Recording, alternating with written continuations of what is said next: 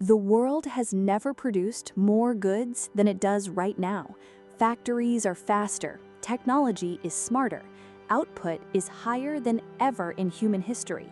So why is everything slower, more expensive, harder to get? Why does it feel like something, somewhere, isn't working the way it used to? Because the modern world doesn't actually run on what we make. It runs on how fast we can move it. And right now, that system is starting to break. The answer to this paradox isn't found in a factory. It isn't found in a central bank. It is hiding in plain sight, out on the open water. You are about to look under the hood of the invisible machinery that quietly dictates the price of every single item in your life. A system so vast and silent, you go your entire life without noticing it, until it shatters. Right now, politicians argue about inflation. Economists debate interest rates. They are missing the ghost in the machine. There is a silent, cascading fracture happening across the oceans, and you're paying for it. But we won't reveal the final piece of this puzzle just yet. To understand what is actually happening, we need to connect the dots. In our previous deep dives, we explored the hidden forces running the world. We saw how oil fuels the global economy. We exposed the fragile food systems keeping populations fed. We peeled back the layers of our debt systems. Here is the harsh reality. None of that matters if the goods cannot move. The oil, the food, the money, useless if the physical arteries of the planet are blocked. We picture the economy as a giant factory. We think a company makes a product, puts it in a box, and sells it to you. That is an illusion. The global economy is not based on production. It is based entirely on movement, coordination, timing, logistics. Think about the smartphone in your pocket. It's not built in one place. Microchips from Taiwan, wiring from Mexico, lithium from South America. That phone isn't manufactured, it is orchestrated, a physical manifestation of perfect global timing. This is where macroeconomic forces crash directly into your daily life. A shipping delay across the planet doesn't just hurt corporate profits, it hits your grocery prices. You feel this at the checkout line. Port congestion in California creates empty shelves in your town. When fuel costs for cargo ships spike, the cost of everything you buy spikes with it. You are not just paying for the object in your hand, you are paying for the incredibly complex, highly fragile journey it took to get there. You live this every single day.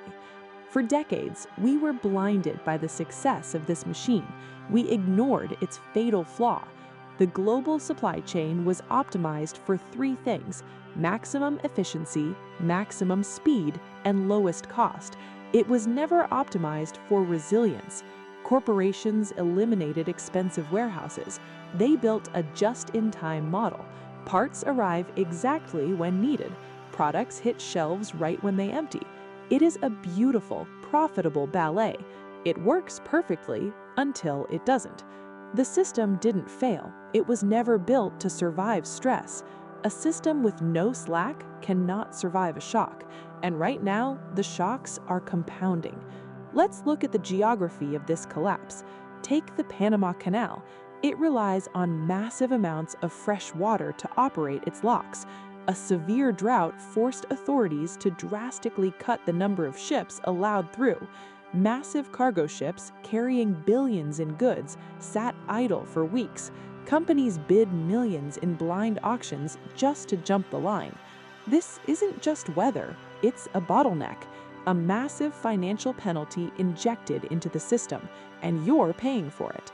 Then the problem escalated. Remember the Suez Canal blockage?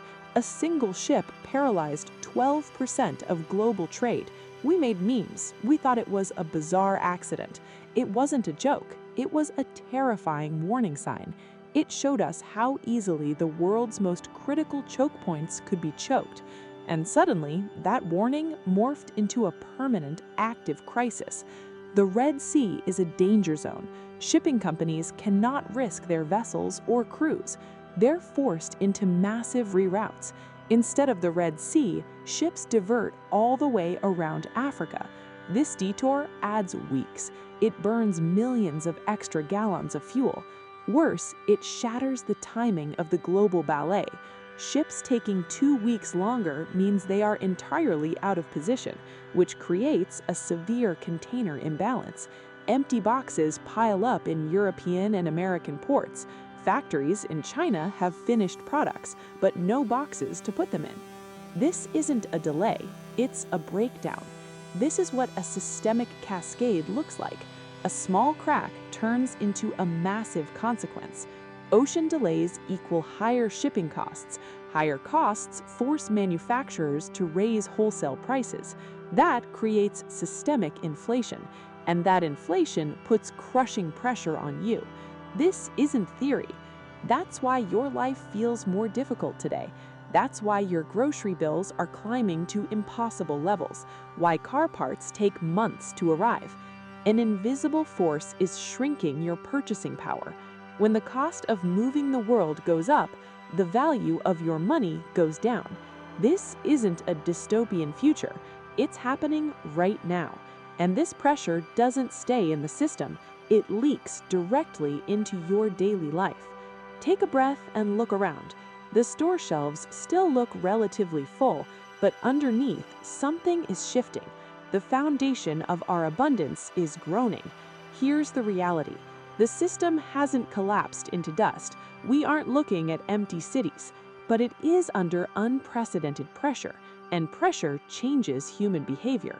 When the illusion of abundance fades, nations panic. Countries realize they are vulnerable, so they change the rules. They hoard critical resources. They restrict exports of food, technology, and raw materials. They pull up the drawbridges. The era of hyper-globalization is over. We are entering an age of friction, a structural shift that cannot be fixed by lowering interest rates. The movement of the world is slowing down, and the cost of that slowdown is being passed directly to you. You see this, which leads us to the ultimate question. If the system that moves goods is under this much pressure, what happens to the system that pays for them? Every massive ship, every barrel of oil, every ton of grain, it is all priced and traded in one dominant currency. If the physical supply chains fracture, the financial network that rests on top of them is next, the dollar system. In a world shaped by invisible systems, understanding them is your greatest advantage. Those who see the system early move differently. To follow the forces behind money, power, and history, make sure you're part of the flow. Subscribe to FactoraFlow.